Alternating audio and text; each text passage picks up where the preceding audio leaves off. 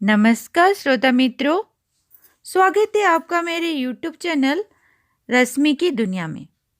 आज हम वाचन करेंगे प्रसिद्ध लेखिका उषा प्रेमवदा की कहानी वापसी। यह कहानी एक रिटायर्ड व्यक्ति गजाधर बाबू के अकेलेपन की कहानी है। गजाधर बाबू 35 साल की रेलवे की नौकरी के बाद रिटायर होकर अपने घर परिवार के बीच लौटते हैं, जहां उनकी पत्नी, विवाहित बेटा अमर और उनकी पत्नी, छोटा बेटा नरेंद्र और उसकी बेटी बसंती रहती है। गजाधर बाबू के लौटने से घर की पहले से चली आ रही अवस्था में व्यवधान पड़ जाता है, जिसके बारे में आगे हम कहानी में जान सकते हैं। लीजिए सुनते हैं कहानी वापसी। गजाधर बाबू ने कमरे में अपना सामान पर एक नज़र दौड़ाई, जो एक बक्सा, डोलची, बाल्टी। यह डिब्बा कैसा है गणेशी? उन्होंने पूछा। गणेशी बिस्तर बांधता हुआ कुछ गर्व, कुछ दुख, कुछ लज्जा से बोला। घरवाली ने साथ को कुछ बेसन के लड्डू रख दिए हैं। कहा बाबूजी को पसंद है। अब कहाँ हम गरीब लोग आपकी कुछ खातिर कर पाएंगे। घर जाने की खुशी में गजाधर बाबू ने एक विषाद का अनुभव किया, जैसे एक परिचित, स्नेही, आदर में सहज संसार से उनका नाता टूट रहा था। कभी कभी हम लोगों की भी खबर लेते रहिएगा, गणेशी बिस्तर में रस्सी बांधता हुआ बोला। अभी कुछ जरूरत हो तो लिखना गणेशी। इस अगहन तक बिटिया की शादी कर दो। गणेशी ने अंगोछे के छोरे से आंखें पोंछी। अब आप लोग सहारा न देंगे तो कौन देगा? आप यहीं रहते तो शादी में कुछ हौसला रहता। गजाधर बाबू चलने को तैयार बैठे थे। रेलवे क्वार्टर का वह कमरा, जिसमें उन्होंने कितने ही वर्ष बिताए थे, उनका सामान हट जाने से कुरूप और नग्न सा लग रहा था। आंगन में रोपे पौधे भी जान पहचान के लोग हो गए थे और जगह जगह मिट्टी बिखरी हुई थी। पर पत्नी, बाल बच्चों के साथ रहने की कल्पना में यह बिछोह एक दुर्बल लहर की तरह उठकर विलीन हो गया। गजाधर बाबू बहुत खुश थे, बहुत खुश। 35 साल की नौकरी के बाद यह रिटायर होकर वे जा रहे थे। इन वर्षों में अधिकांश समय उन्होंने अकेले रहकर काटा था। उन अकेले क्षणों में उन्होंने इसी समय की कल्पना की थी, जब वह अपने परिवार के साथ रह सकेंगे। इसी आशा के सहारे वह अपने अभाव का बोझ ढो रहे थे। संसार की दृष्टि में उनका जीवन सफल कहा जा सकता है। उन्होंने शहर में एक मकान बनवा लिया था। बड़े लड़के अमर और लड़की कांति की शादियां कर दी थीं। 2 बच्चे ऊंची कक्षाओं में पढ़ रहे थे। गजाधर बाबू नौकरी के कारण प्रायः छोटे स्टेशनों पर रहे और उनके बच्चे और पत्नी शहर में, जिससे पढ़ाई में बाधा न हो। गजाधर बाबू स्वभाव से बहुत स्नेही व्यक्ति थे और स्नेह की आकांक्षा भी। जब परिवार साथ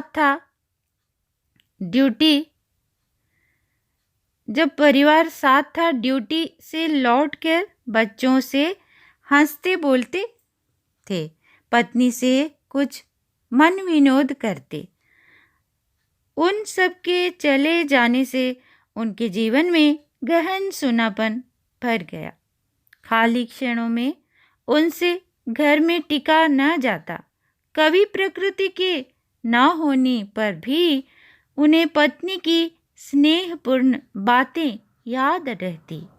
वापस आने पर गरम गरम रोटियां सेंकती, उनके खा चुकने और मना करने पर भी थके हारे बाहर से आते तो उनकी आहट पर वह रसोई के द्वार पर निकल आती और उनकी सल्लज आंखें मुस्कुरा उठती। गजाधर बाबू को तब हर छोटी बात याद आती और वह उदास हो उठते। अब उनके कितने वर्षों बाद वह अवसर आया कि वह फिर उसी स्नेह और आदर के मध्य रहने जा रहे थे। टोपी उतारकर गजाधर बाबू ने चारपाई पर रख दी। जूते खोलकर नीचे खिसका दिए। अंदर से रह रहकर कहकहों की आवाजें आ रही थी।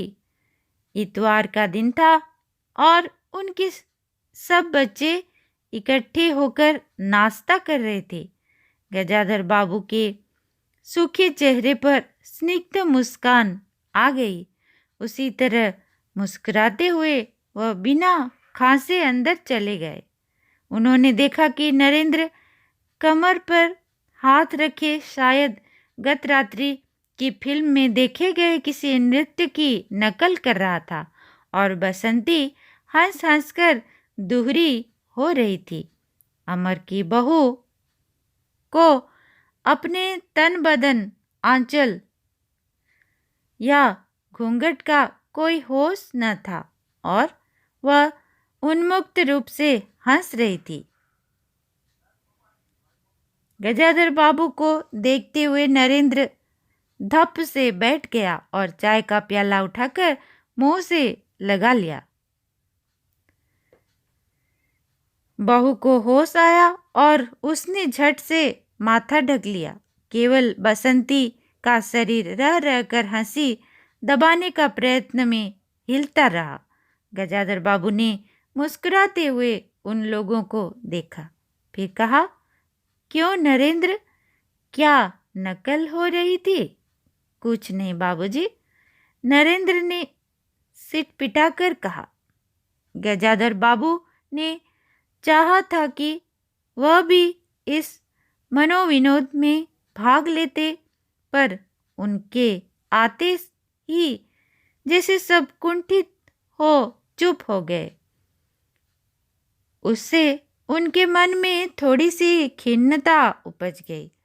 बैठते हुए बोले, बसंती, चाय मुझे भी देना। तुम्हारी अम्मा की पूजा अभी चल रही है क्या? बसंती ने माँ की कोठरी की ओर देखा। अभी आती ही होगी और प्याले में उनके लिए चाय छानने लगी। बहू चुपचाप पहले ही चली गई थी। अब नरेंद्र भी चाय का आखिरी घूंट पीकर उठ खड़ा हुआ।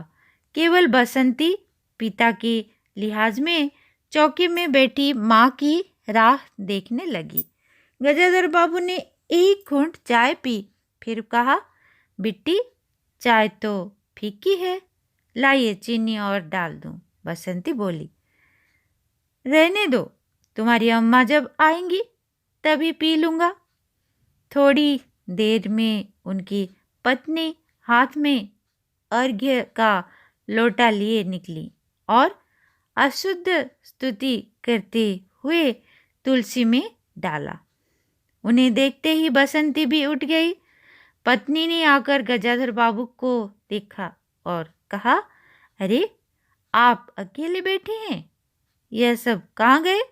गजाधर बाबू के मन में फांसी करक उठी। अपने अपने काम में लग गए हैं, आखिर बच्चे ही हैं। पत्नी आकर चौके में बैठ गई। उन्होंने नाक भौं चढ़ाकर चारों ओर जूठे बर्तन को देखा, फिर कहा, सारे में जूठे बर्तन पड़े हैं। इस घर में धर्म कर्म कुछ नहीं, पूजा करके सीधे चौकी में घुसो। फिर उन्होंने नौकर से को पुकारा। जब उत्तर न मिला तो एक बार और उच्च स्वर में फिर पति की ओर देखकर बोली, बहू ने भेजा होगा बाजार। और एक लंबी सांस लेकर चुप हो रही। गजाधर बाबू बैठकर चाय और नाश्ते का इंतजार करते रहे।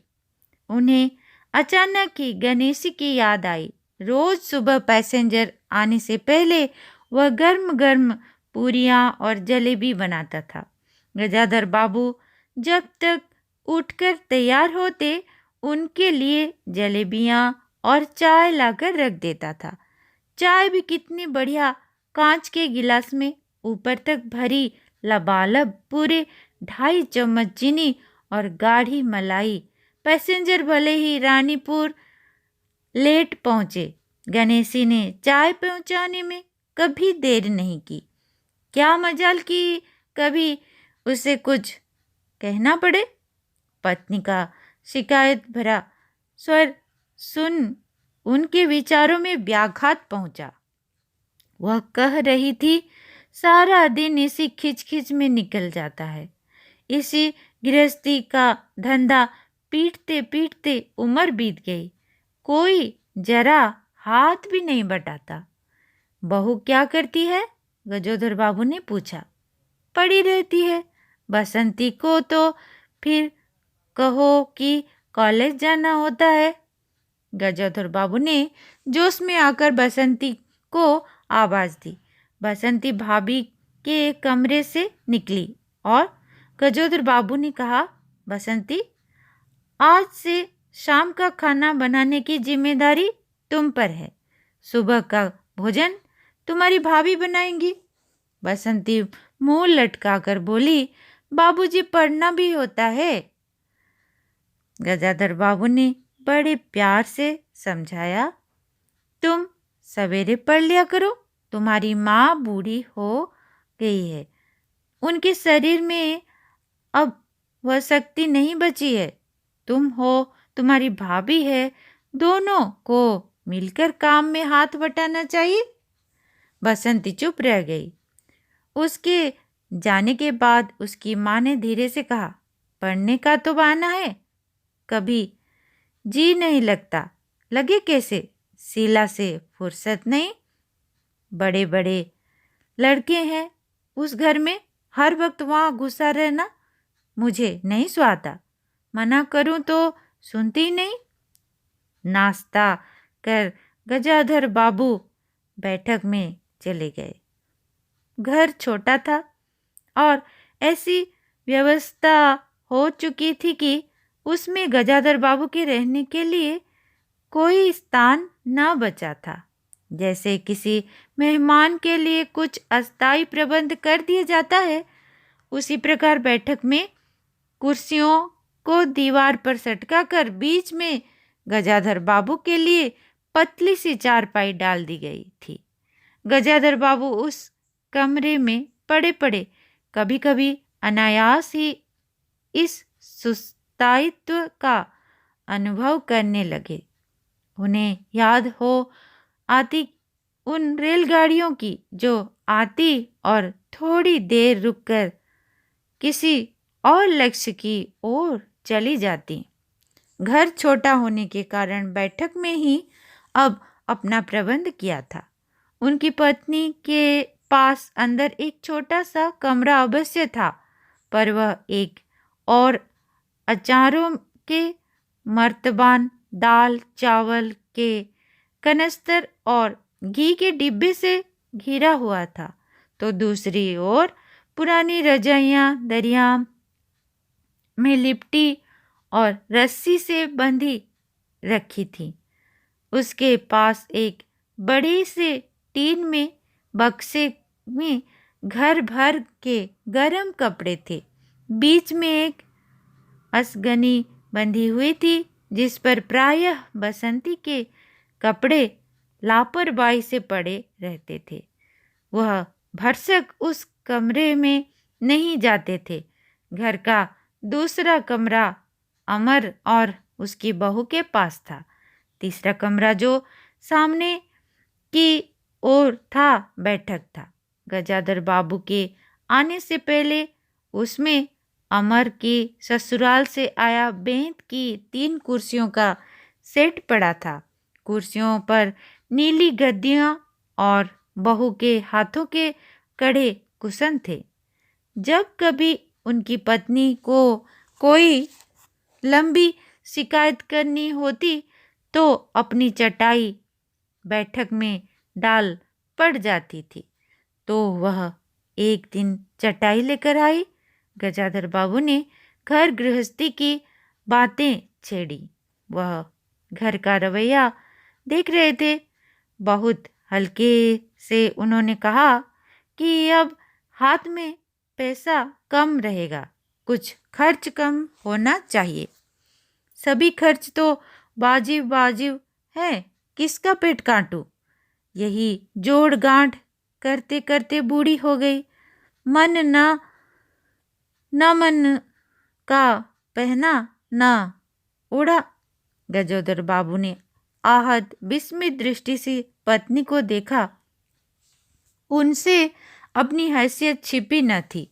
उनकी पत्नी तंगी का अनुभव कर उसका उल्लेख करती, यह स्वाभाविक था। लेकिन उनमें सहानुभूति का पूर्ण अभाव गजाधर बाबू को बहुत खटका। उनसे यदि राय बात की जाती कि प्रबंध कैसे हो तो उन्हें चिंता कम, संतोष अधिक होता। लेकिन उनसे तो केवल शिकायत की जाती थी, जैसे परिवार की सब परेशानियों के लिए वही जिम्मेदार थे। तुम्हें किस बात की कमी है? अमर की माँ, घर में बहू है, लड़के बच्चे हैं। सिर्फ रुपए से ही आदमी भी अमीर नहीं होता, गजाधर बाबू ने कहा और कहने के साथ ही अनुभव किया यह उनकी आंतरिक अभिव्यक्ति थी, ऐसी कि उनकी पत्नी नहीं समझ सकती। हाँ, बड़ा सुख है न बहू से, आज रसोई करने गई है, देखो क्या होता है, कहकर पत्नी ने आंखें मूंदी और सो गई। गजाधर बाबू बैठे हुए पत्नी को देखते रह गए। यही थी क्या उनकी पत्नी, जिसके हाथों के कोमल स्पर्श, जिसकी मुस्कान की याद में उन्होंने संपूर्ण जीवन काट दिया था? उन्हें लगा कि वह लावण्यमय युवती जीवन की राह में कहीं खो गई और उसकी जगह आज जो स्त्री है वह उनके मन और प्राणों के लिए नितांत अपरिचिता है। गाढ़ी नींद में डूबी उनकी पत्नी का भारी सा शरीर बहुत बेडौल और कुरूप लग रहा था। चेहरा श्रीहीन और रूखा था। गजाधर बाबू देर तक निस्संग दृष्टि से पत्नी को देखते रहे और फिर लेटकर छत की ओर ताकने लगे। अंदर कुछ गिरा और उनकी पत्नी हड़बड़ाकर उठ बैठी।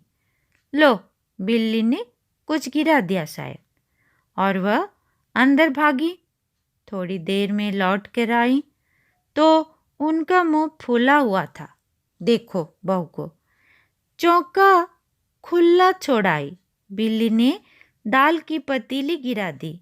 सभी तो खाने को है, अब क्या खिलाऊंगी? वह सांस लेने को रुकी और बोली, एक तरकारी और 4 पराठे बनाने में सारा डिब्बा घी उड़ेल कर रख दिया। जरा सा दर्द नहीं है। कमाने वाला हाड़ तोड़े और यहाँ चीजें लूटे। मुझे तो मालूम था कि यह सब काम किसी के बस का नहीं है। गजाधर बाबू को लगा कि पत्नी कुछ और बोलेंगी तो उनके कान झनझना उठेंगे। ओंठ भींच करवट लेकर उन्होंने पत्नी की ओर पीठ कर ली। रात का भोजन बसंती ने जानबूझकर ऐसा बनाया कि कौर तक निगला ना जा सके। गजाधर बाबू चुपचाप खाकर उठ गए, पर नरेंद्र थाली सरकाकर उठ खड़ा हुआ और बोला, मैं ऐसा खाना नहीं खा सकता। बसंती सुनकर बोली, तो न खाओ, कौन तुम्हारी खुशामद करता है? तुमसे खाना बनाने को किसने कहा था? नरेंद्र चिल्लाया। बाबूजी ने। बाबूजी को बैठे बैठे यह सोचता है। बसंती को उठाकर माँ ने नरेंद्र को मनाया और अपने हाथ से कुछ बनाकर खिलाया।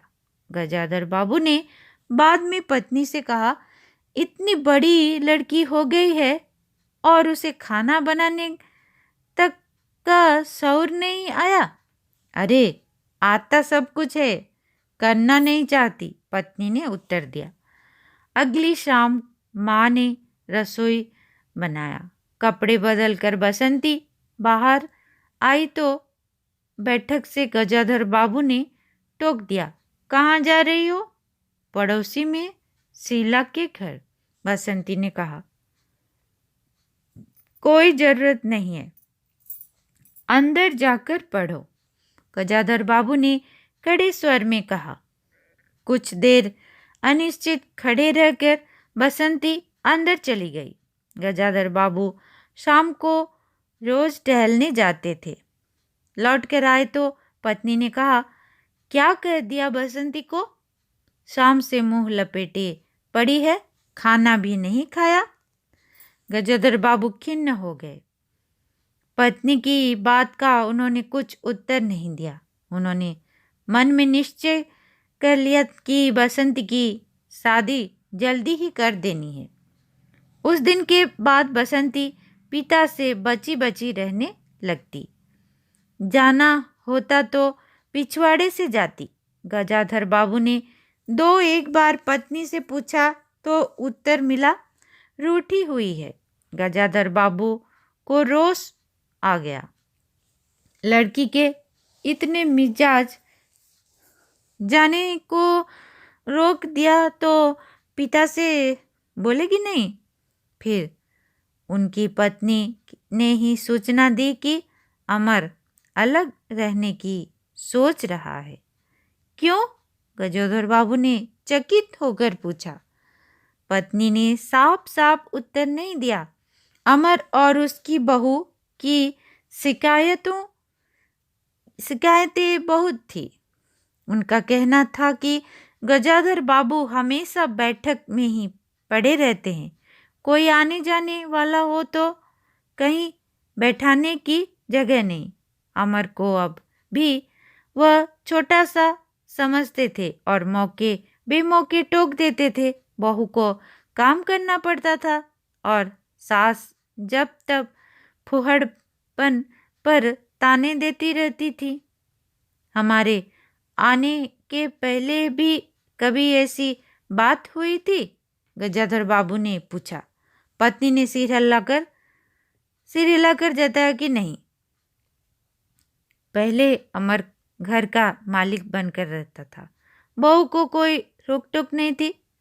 अमर के दोस्तों को प्रायः यही अड्डा जमा रहता था और अंदर से नाश्ता चाय तैयार होकर आ जाता था।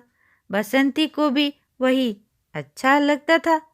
गजाधर बाबू ने बहुत धीरे से कहा, अमर से कहो जल्दबाजी की कोई जरूरत नहीं है। अगले दिन वह सुबह घूमकर लौटे तो उन्होंने पाया कि बैठक में उनकी चारपाई नहीं है। अंदर जाकर पूछने ही वाले थे कि उनकी दृष्टि रसोई के अंदर बैठी पत्नी पर पड़ी। उन्होंने यह कहने को मुंह खोला कि बहू कहाँ है, पर कुछ याद कर चुप हो गए। पत्नी की कोठरी में झांका तो अचार, रजाइयों और कनस्तरों के मध्य अपनी चारपाई लगी पाई। गजाधर बाबू ने कोट उतारा और कहीं टांगने को दीवार पर नजर दौड़ाई, फिर उसे मोड़कर अलगनी के कुछ कपड़े खिसकाकर एक किनारे टांग दिया। कुछ खाए बिना ही अपनी चारपाई पर लेट गए।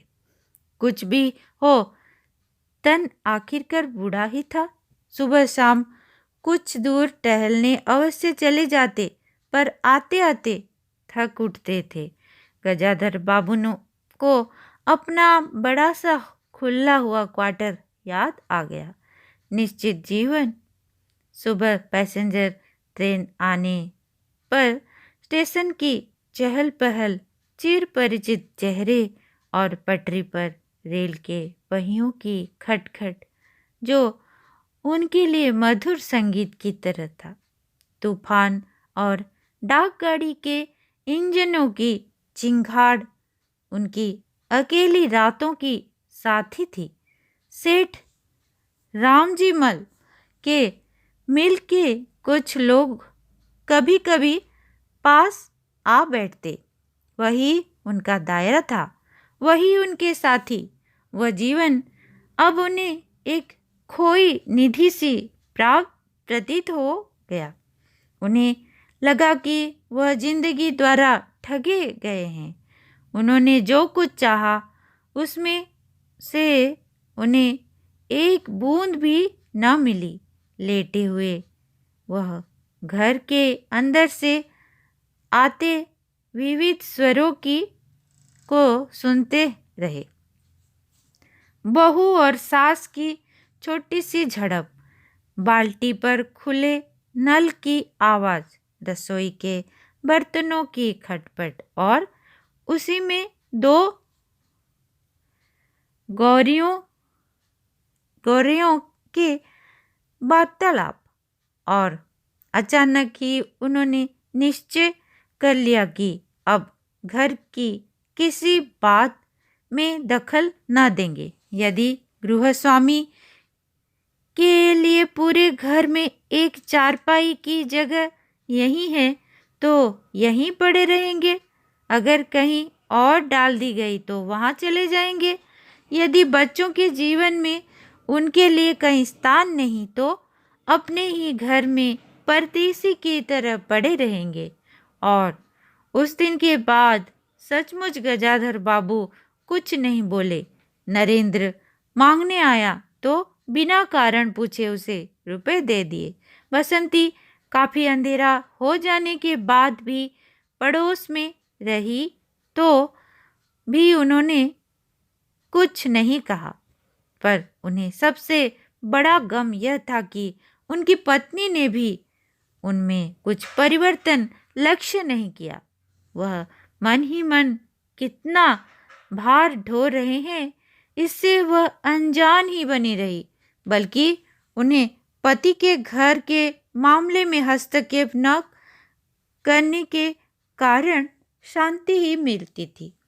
कभी कभी वह कह भी उठती, ठीक ही है, आप बीच में न पड़ा कीजिए, बच्चे बड़े हो गए हैं, हमारा जो कर्तव्य था कर रहे हैं, पढ़ा रहे हैं, शादी कर देंगे।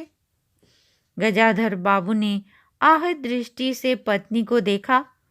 उन्होंने अनुभव किया कि यह पत्नी व बच्चों के लिए केवल धनोपार्जन के निमित्त मात्र है। जिस व्यक्ति के अस्तित्व से पत्नी मांग में सिंदूर डालने की अधिकारिणी है, समाज में उसकी प्रतिष्ठा है, उसके सामने वह 2 वक्त भोजन की थाली रख देने से सारे कर्तव्यों से छुट्टी पा जाती है। वह घी और चीनी के डिब्बों में इतनी रमी हुई है कि अब वही उसका संपूर्ण दुनिया बन गई है। गजाधर बाबू उनके जीवन के केंद्र नहीं हो सकते। उन्हें तो अब उनकी शादी के लिए भी उत्साह बुझ गया। किसी बात में हस्तक्षेप न करने के निश्चय के बाद भी उनका अस्तित्व उस वातावरण का एक भाग न बन सका। उनकी उपस्थिति उस घर में ऐसी असंगत लगने लगी थी जैसे सजी हुई बैठक में उनकी चारपाई थी। उनकी सारी खुशी एक गहरी उदासीनता में डूब गई। इतनी सब निश्चयों के बावजूद भी गजाधर बाबू एक दिन बीच में दखल दे बैठे। पत्नी स्वभाव अनुसार नौकर की शिकायत कर रही थी। कितना कामचोर है, बाजार की हर चीज में पैसा बचाता है तो खाता ही चला जाता है। गजाधर बाबू को यह महसूस होता रहता था कि उनके घर का रहन सहन और खर्च बिल्कुल बेकार है। छोटा मोटा काम है, घर में 3 मर्द हैं, कोई न कोई कर ही देगा। उन्होंने उसी दिन नौकर का हिसाब कर दिया। अमर दफ्तर से आया तो नौकर को पुकारने लगा। अमर की बहू ने बोला, बाबूजी ने नौकर छुड़ा दिया है। क्यों? कहते हैं खर्च बहुत है। यह वार्तालाप बहुत सीधा सा था, पर जिस टोन में बहू बोली गजाधर बाबू को खटक गया। उस दिन जी भारी होने के कारण गजाधर बाबू टहलने नहीं गए थे। आलस्य में उठकर बत्ती भी नहीं जलाई। इस बात से बेखबर नरेंद्र माँ से कहने लगा, अम्मा तुम बाबूजी से कहती क्यों नहीं? बैठे बिठाए नौकर को ही छुड़ा दिया। अगर बाबूजी यह समझे कि मैं साइकिल पर गेहूं रख आटा पिसाने जाऊंगा तो मुझसे यह नहीं होगा। हाँ अम्मा, बसंती का स्वर था, मैं कॉलेज भी जाऊं और लौटकर घर में झाड़ू भी लगाऊं, यह मेरे बस की बात नहीं। बूढ़े आदमी है, अमर मुनमुनाया। चुपचाप पड़े रहे। हर चीज में दखल क्यों देते हैं? पत्नी ने बड़े व्यंग से कहा। और कुछ नहीं सूझा तो तुम्हारी बहू को ही चौकी में भेज दिया। वह गई तो 15 दिन का राशन 5 दिन में बना कर रख दिया। बहू कुछ कहे इससे पहले वह चौके में घुस गई। कुछ देर में अपनी कोठरी में आई और बिजली जलाई तो गजाधर बाबू को लेटे देख सिटपिटाई। गजाधर बाबू की मुख मुद्रा से वह उनके भावों का अनुमान न लगा सकी। वह चुप आंखें बंद कर लिए लेटे रहे। गजाधर बाबू चिट्ठी हाथ में लिए अंदर आए और पत्नी को पुकारा। वह भीगे हाथ लिए निकली और आंचल से पोंछती हुई पास आ खड़ी हुई। गजाधर बाबू ने बिना किसी भूमिका के कहा, मुझे सेठ रामजी मल की चीनी मिल में नौकरी मिल गई है। खाली बैठे रहने से तो 4 पैसे घर में आए वही अच्छा है। उन्होंने तो पहले ही कहा था, मैंने मना कर दिया था। फिर कुछ रुककर जैसे बुझी हुई आग में एक चिंगारी चमक उठे। उन्होंने धीमे स्वर से कहा, मैंने सोचा था कि बरसों तुम सबसे अलग रहने के बाद अवकाश पाकर परिवार के साथ रहूंगा। खैर परसों जाना है, तुम भी चलोगी? मैं? पत्नी ने सक पकाकर कहा, मैं चलूंगी तो यहाँ का क्या होगा? इतनी बड़ी गृहस्थी, फिर सयानी लड़की। बात बीच में काट गजाधर बाबू ने थके हताश स्वर में कहा, ठीक है तुम यहीं रहो, मैंने तो ऐसे ही कहा था। और गहरे मौन में डूब गए। नरेंद्र ने बड़ी तत्परता से बिस्तर बांधा और रिक्शा बुला लाया। गजाधर बाबू का टिन का बक्स और पतला सा बिस्तर उस पर रख दिया गया। नाश्ते के लिए लड्डू और मठरी की डलियां हाथ में लिए गजाधर बाबू रिक्शे पर बैठ गए। एक दृष्टि उन्होंने अपने परिवार पर डाली और फिर दूसरी ओर देखने लगे और रिक्शा चल पड़ा। उनके जाने के बाद सब अंदर लौट आए। बहू ने अमर से पूछा, सिनेमा ले चलिएगा ना? बसंती ने उछलकर कहा, भैया हमें भी। गजाधर बाबू की पत्नी सीधे चौकी में चली गई। बची हुई मठरियों को कटोरदान में रखकर अपने कमरे में लाई और कनस्तरों के पास रख दिया। फिर बाहर आकर कहा, अरे नरेंद्र, बाबूजी की चारपाई कमरे से निकाल दे, उसमें चलने तक की जगह नहीं है। कहानी यहीं समाप्त होती है। धन्यवाद श्रोता मित्रों।